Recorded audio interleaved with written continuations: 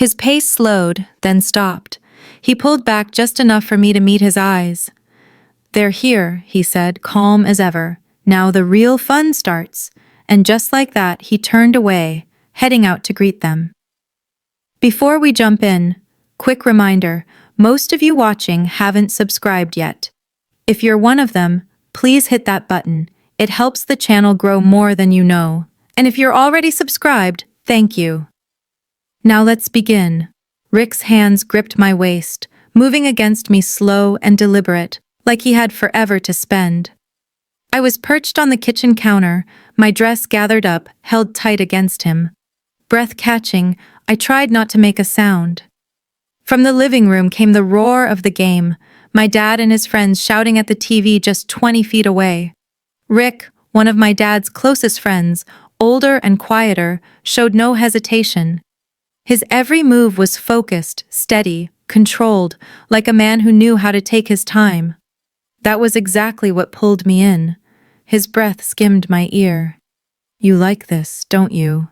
he growled, voice low and rough with the thrill of danger. I couldn't speak, just clung to his shoulders and nodded, barely swallowing a gasp as he pressed in closer, movements unshaken, intent. I felt the counter groan beneath us, his hold locking me in place. I never wanted him to stop. The voices in the living room, the clink of glasses, the cheers, the laughter, made everything sharper, more overwhelming, until I couldn't tell if it was better or worse. My dad was right there, so were his friends, and I was tangled up with one of them, unable to let go. I covered my mouth with my hand, breath trembling, barely holding myself steady. His attention never wavered. If anything, he seemed even more drawn in by how close we were. Then he froze. I looked up. Breath, sharp. Tom stood in the doorway, one of my dad's oldest friends, the loudest of the three, always cracking jokes, now completely silent. Rick jolted back already, straightening up. "Go," he muttered. I slid off the counter, heart still racing, heat pulsing under my skin, and hurried upstairs. I lay on my bed, still flushed dress clinging to my legs. My pulse hadn't slowed. The energy still hummed under my skin. The sounds of the game kept coming from downstairs. A while later, quiet footsteps, the sound of the front door opening, then closing. They were gone. But what Rick started, I could still feel everywhere. The next day, just after noon, I got a message from Tom. "You looked good last night. Want something even better?" I was already warm thinking about how he'd looked at me in the kitchen, the smirk, the silence. How he walked away without saying a word. He hadn't told my dad, hadn't said anything at all. But now he was saying exactly what I wanted to hear. "Come by. I'll make it worth your time." He'd always been the bold one, the loudest of the three, joking. Teasing, always pushing the edge, but now it felt different. Pointed director, like he knew I'd say yes. And he was right. I had a weakness for older men, especially ones like my dad's friends. Men who still carried themselves like they didn't have to chase anything, men who let you come to them. Rick had lit a fire in me, but this was about to fan it. I didn't bother with excuses. I told my dad. I had errands to run, then got dressed without overthinking it. Something simple. Something casual. The drive over was short. I barely remember the roads, just the low hum in my chest, the pole that hadn't let up since last night, and the way my legs felt unsteady. The second I saw his name on my screen, when I pulled into the driveway, the front door was already cracked open. He was waiting. I stepped inside and shut the door behind me. Tom was on the couch, one arm resting across the back, watching me, like he'd been expecting this. He didn't smile, didn't speak, just stood. Walked over and wrapped his hands around my waist like we'd done this before. His lips found mine, before I could even breathe. There was no hesitation, just heat. Immediate and focused. I leaned into him, my fingers gripping his shirt as his hands pulled me closer until my back met the door. Clothes came off fast. His fingers found every clasp like he'd memorized them. My dress slipped to the floor without a sound, and his shirt vanished as I reached for it. Nothing felt rushed, just inevitable. I moved in again, but he stopped. Me. Gently, with a hand on my shoulder. "Slow," he said. Voice low and steady. Then he guided me down. I lowered myself to the rug, his hand staying light but assured on my shoulder. I didn't need instruction. I already understood what he wanted, and I wanted it just as much. I leaned forward, letting instinct take over his breath. Hitched quietly, fingers threading into my hair in a way that felt steady, not controlling. I set the pace deliberately, slow and careful at first, watching his reactions and listening to the way his breathing changed. He didn't say a word, but I could feel the tension build, every shift of his body. Every subtle inhale I adjusted, adding pressure, changing, pace, watching him respond, his jaw tensed, his eyes OED on mine, his whole body leaning into the moment when he finally pulled me back up. His chest was rising unevenly without a word. He scooped me into his arms. I laughed softly, caught off guard.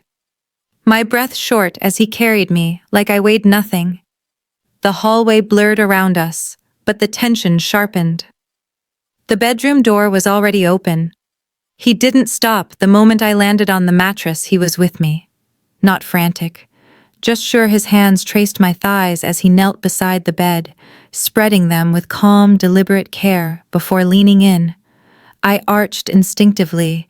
He started with a whisper of touch. Barely there, coaxing reaction from the smallest movements. Then, he adjusted just enough to keep me off balance. He changed pace before I could settle, shifting pressure, exploring every spot with precise attention. I couldn't hold still, my fingers twisted in the sheets. He never gave me what I expected, always in one step ahead, always drawing me further in. By the time he moved up, I was shaking. He hovered over me, one hand at my waist, the other braced beside my head. When our bodies met, it wasn't rushed. He moved against me with quiet certainty, every shift deliberate and smooth. I held on to his arms as he found a rhythm that kept tightening the tension without ever breaking it. Then, he adjusted the angle, changed the pattern. My back arched, breath stuck in my throat, everything winding tighter. He wasn't just confident, he was precise. He read my reactions and adapted instantly. Not by luck, on purpose. It worked. I whispered his name, before I realized I had. He smiled against my neck, like that was exactly what he'd been waiting for. His pace changed again, slower, heavier, pulling me further in with each pass. I reached for the headboard, trying to hold myself steady, but the tension kept rising. I almost missed it. Just a faint knock, more like a tap. Tom stilled. He kissed my collarbone once, then stood up without a word. I watched him walk away, heart thawing. They were here once. They were inside the room. They stood near the bed, calm and composed. There was no awkwardness, no pause, just presence. I sat up slowly, breath still uneven, and met their gaze. No one spoke. I slid to the edge of the mattress and lowered myself onto my knees. Tom stepped forward. I reached for him without hesitation, my fingers running down his thighs as I leaned in. His breath slipped out sharp and quiet, one hand brushing my cheek. Rick moved in beside him. I welcomed him with the same ease, one hand moving to him, while the other kept its rhythm. I alternated gently, shifting, focus between them, reacting to their movements, and the way their breathing changed. Gary stepped in. Last I looked up at him, then leaned in, planting a soft kiss just above his hip. His hand landed on my shoulder. Light but firm. I kept the motion going, circling between them, maintaining the rhythm, as their restraint started to wear thin when they lifted me. My whole body buzzed. Tom and Rick moved in. Sink one beneath my arms, the other under my knees. They lowered me onto the bed like I was nothing but breath and weightless heat. Gary stepped between my legs the second I settled.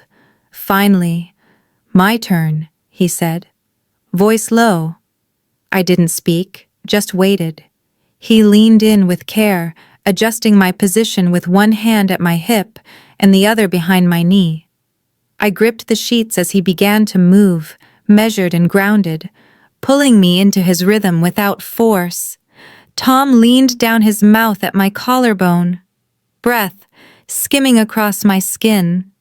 Rick knelt beside me, brushing hair from my face as he brought himself close again.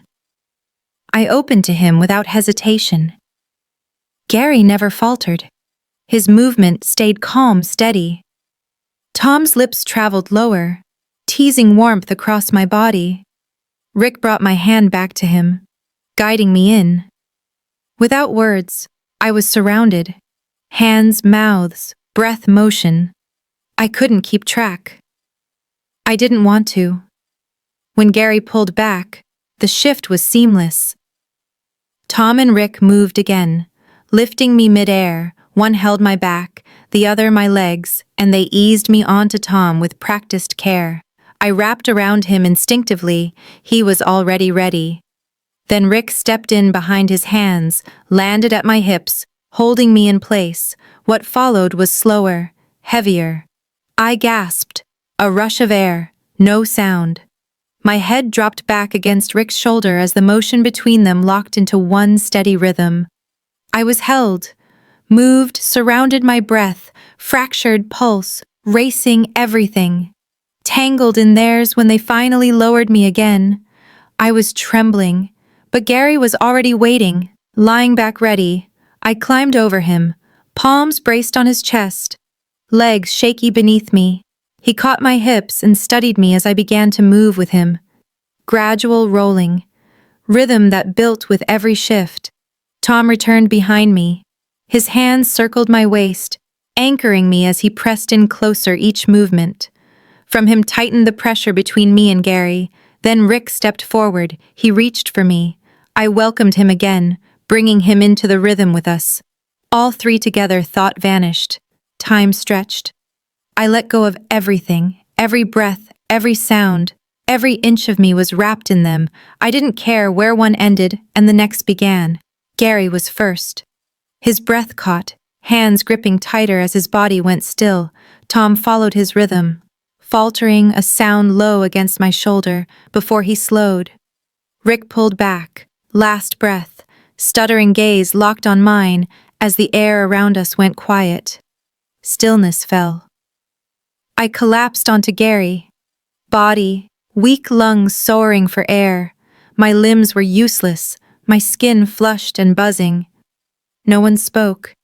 They stood around me, present, grounded, watchful.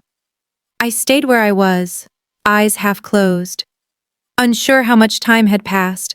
Then I felt it, a familiar touch at my waist, a shift behind me, a presence I already knew. Leaning in slow, patient, certain my eyes opened. It wasn't over. I didn't hold back. I gave them everything I had, and they didn't let it go to waste. Be honest, do you wish you were there too? If you were, what would you be doing?